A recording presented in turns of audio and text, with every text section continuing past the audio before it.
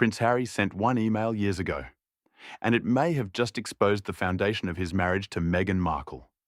A sentence written before any baby was announced, before the wedding rush, that now reveals urgency, doubt, and a truth he never saw coming. This changes everything. Stay right here. Good evening, and welcome to Royal Daily Report, where we uncover the hidden moments that reshape royal history. Tonight we reveal how a single email from Prince Harry, sent in February 2018, may hold the key to understanding the cracks in his marriage that are now impossible to ignore. If you're new here or want every explosive update, hit subscribe right now. Turn on notifications and join us. Channel name on screen, Royal Daily Report. Let's dive in. For years, the world believed Prince Harry would defend Meghan Markle no matter what. He gave up his home, his titles, and even his family just to stand beside her. But now, something has changed. Inside the royal circle, there's a quiet storm building. One caused not by Meghan, but by Harry himself. Because in a move that shocked even people closest to the palace, Harry recently made a choice that blindsided Meghan and exposed cracks in their marriage that can no longer be hidden. Harry reveals it all started years ago, with one email, one sentence, one slip of truth that revealed the entire illusion they built their marriage on. And once you see what that sentence really meant, the whole story looks different. This isn't just a marriage with cracks. This is a marriage built on a fault line. And the shaking has finally begun. Make sure to subscribe to Royal Daily Report right now and smash that like button for this bombshell investigation. Now, let's go back to where the cracks first appeared. It was February 2018. The world didn't know it yet, but inside the palace, something strange was happening. Prince Harry had sent an email, a formal official one, that later became legal evidence in court. Most people saw the email as routine, simple, protective, nothing unusual. But buried in the lines was one sentence that changed everything. Harry wrote, "I can't begin to tell you what it will say about the institution if this isn't resolved before the baby's arrival and wedding." At first glance, it seems harmless, responsible even. But the people who read that email closely felt something tighten inside their chests because there was one very big problem. In February 2018, there was no baby, no announcement, no bump, no rumors, nothing. So why was Harry writing about the baby's arrival months before the wedding when no pregnancy had ever been confirmed? There were only two explanations. One, Harry was imagining a future baby, speaking in hope. Or two, Harry believed a baby was already on the way right then. And from the tone of his email, the urgency, the frustration, the almost panic styling, it didn't read like hope. It read like a man trying to clean up a crisis before the world found out. That single line tucked inside that single email became the spark. The tiny slip that revealed a much bigger truth. A truth Harry never meant to expose. Because if Meghan told Harry she was expecting, then everything that happened next suddenly makes sense. Once that email landed in the palace inboxes, confusion spread quietly through the halls. Meghan had allegedly told Harry she was expecting. And Harry, emotional, protective, overwhelmed, believed her completely. And why wouldn't he? He was in love deeply, blindly, fiercely. But inside the royal staff, something didn't add up. There were no medical confirmations, no appointments, no doctor reports, only Harry's urgent voice repeating the same phrase. "It needs to be settled before the baby arrives." That line echoed through late-night calls, planning meetings, quiet whispers, and offices. It was as if the entire palace had been shoved onto a clock they never agreed to follow. And in the middle of it all, Harry grew more desperate. He wasn't acting like a prince. He was acting like a man racing time. A man who believed everything could fall apart if the world discovered the truth too early. Every decision became urgent. Every conversation became tense. Every delay sent Harry spiraling. And behind the scenes, the unspoken question grew louder. If Meghan was pregnant, why couldn't anyone else confirm it? Yet, Harry wasn't willing to slow down long enough to ask questions. He trusted what he'd been told. He trusted the woman he loved, and that trust was about to change the entire course of his life. Don't forget to like this video and subscribe to Royal Daily Report to stay updated on this explosive story. The speed of Harry and Meghan's engagement shocked even royal veterans. They'd known each other for barely a year when Harry insisted the wedding must happen. Not next year, not later, but as soon as possible. Royal marriages usually move like glaciers. Slow, careful, traditional. Background checks, family approvals, plans that take years. But Harry pushed everything into a 6-month sprint, a record-breaking rush. Staff were confused. Senior aides whispered behind closed doors. Even the Queen, calm and measured as always, asked for clarification more than once. And always the same pressure point came up. It needs to be done before the baby arrives. That phrase became the engine of the wedding. The reason decisions were made at lightning speed, the reason protocol was bent, the reason the palace scrambled. Meghan appeared calm, polished, glowing. Harry appeared tense, emotional, frantic. Behind the perfect photos and smiling interviews, another picture was forming. A prince racing toward a wedding he felt he had no choice but to complete. A wedding built not on time or tradition, but on urgency, on fear, on a secret no one could confirm. But Harry desperately believed. And this moment, this rush, became the foundation of everything that would go wrong later. Because if the baby that pushed Harry toward the altar never existed, then the love story he thought he was protecting might never have existed either. Subscribe to Royal Daily Report now and smash that like button for more exclusive royal investigations. By March 2018, something strange happened inside the palace. The whisper stopped. The urgency that once pushed every royal schedule into chaos suddenly faded away. Meetings that were once frantic became quiet again. Staff who were running full speed just weeks earlier now stood confused, wondering why the baby emergency they'd been told to prepare for was no longer being mentioned at all. It was as if the entire crisis had evaporated overnight. According to quiet murmurs inside royal circles, Meghan had told Harry she'd lost the baby.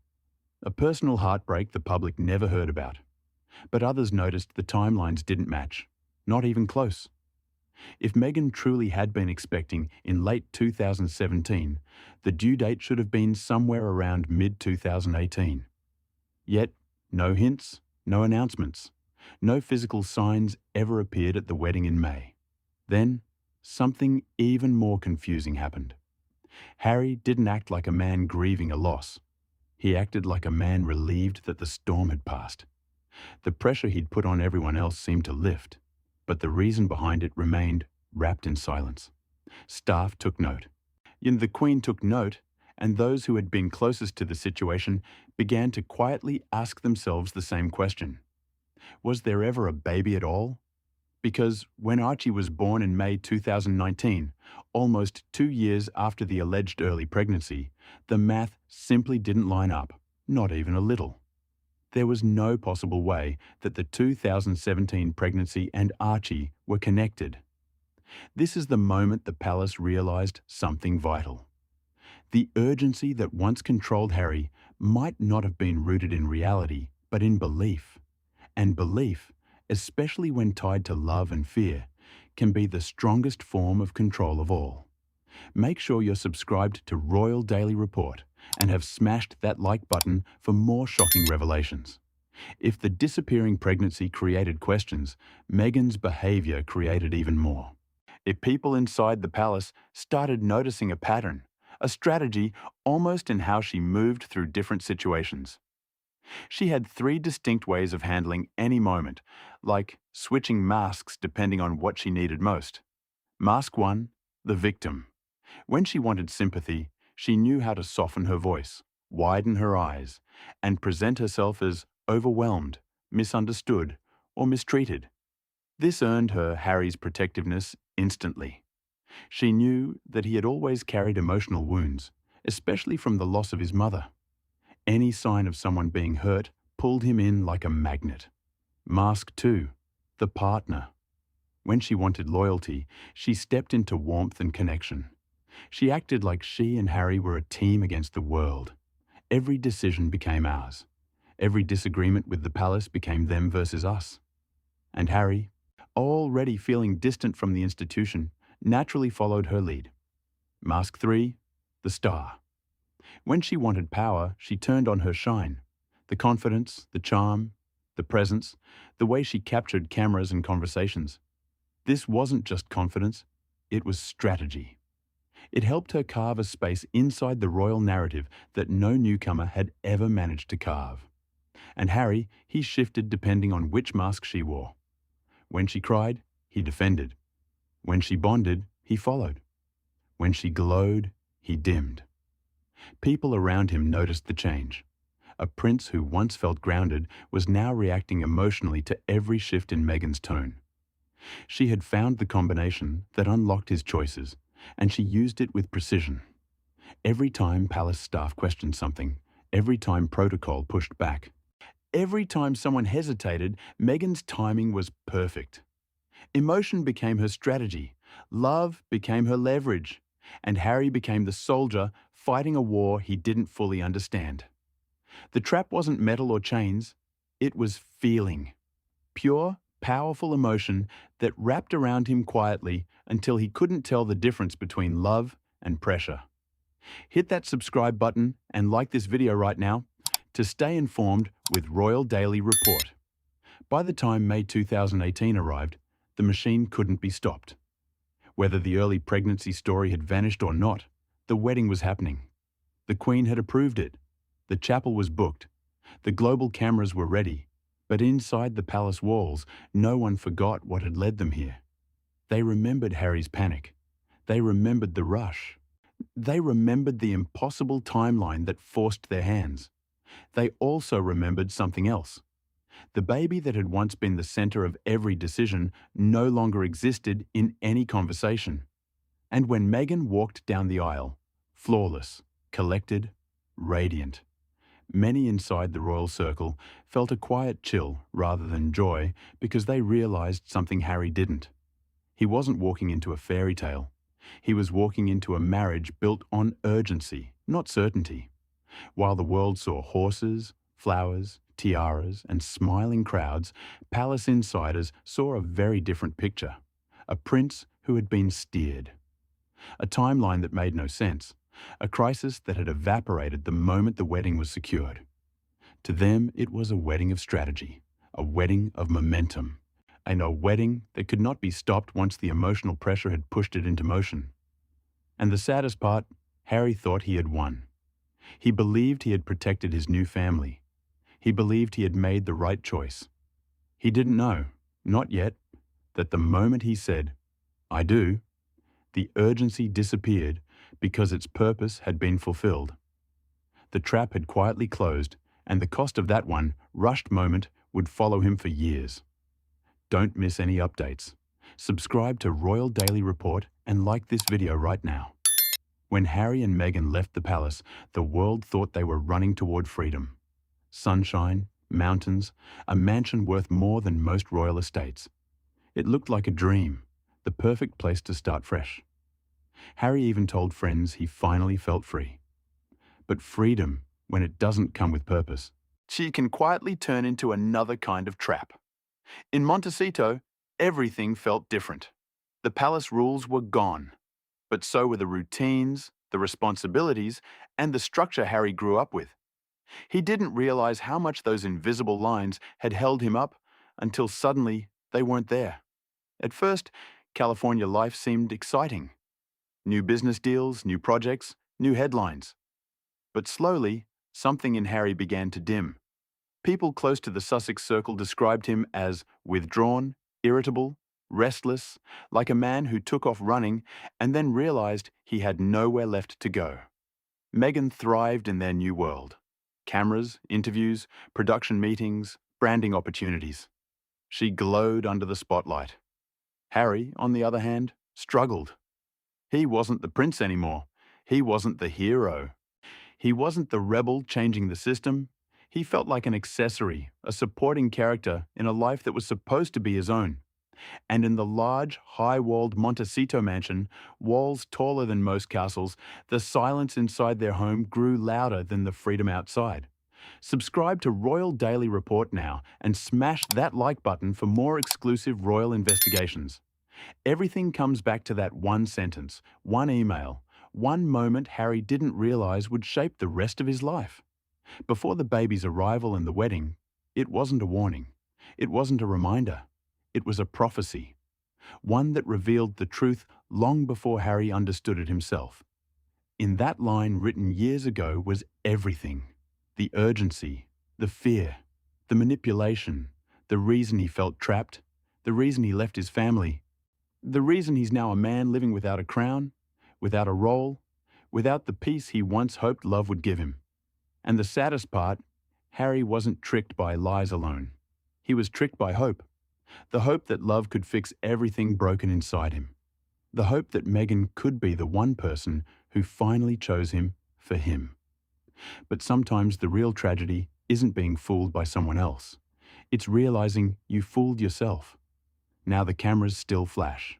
Meghan still smiles. The brand stays polished and glowing. But Harry, he walks beside her quietly. No longer a prince with a story of his own, but a man replaying the moment that changed everything. That email wasn't just evidence. It was the truth he couldn't see then and can't escape now. Cracks in a marriage don't start with a scandal. They start with a sentence. And Harry's sentence has been echoing for years. The fairy tale is over. The illusion is cracking. And the world is watching to see what Harry does when he finally stops pretending. This has been Royal Daily Report, bringing you the most explosive royal investigation of the decade. Thank you for watching this exclusive report that reveals the shocking truth behind Prince Harry and Meghan Markle's marriage. What do you think? Was that 2018 email the key to everything? Drop your thoughts in the comments below.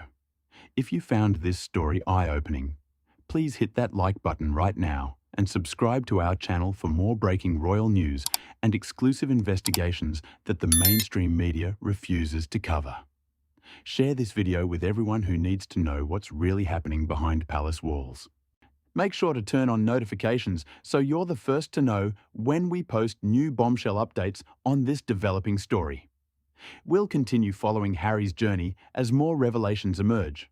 Until next time, stay informed, stay connected with Royal Daily Report. Remember, we bring you the truth that changes everything. Royal Daily Report signing off. See you next time. Fast.